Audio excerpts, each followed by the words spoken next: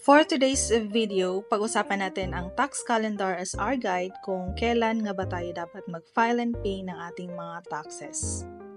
So, punta tayo sa BIR website.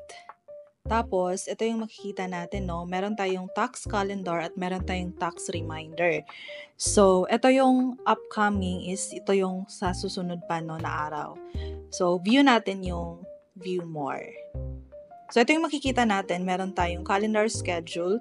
Sa left side, no, makikita mo meron siyang mga portion na calendar talaga siya and may mga dots. So, yung may dots na yun is yan yung may mga tax deadlines.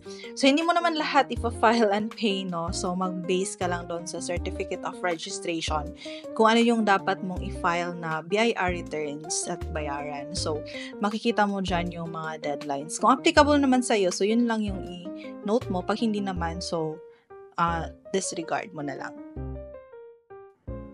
So, make sure to note everything, no? Kung ano yung ipa-file at kung kailan yung deadline kasi po sobrang laki talaga ng penalties and charges kapag may na-missed po tayo, no, na BIR returns. So, next, i-view natin yung full calendar talaga. So, ito siya. I-click natin tong May 2024.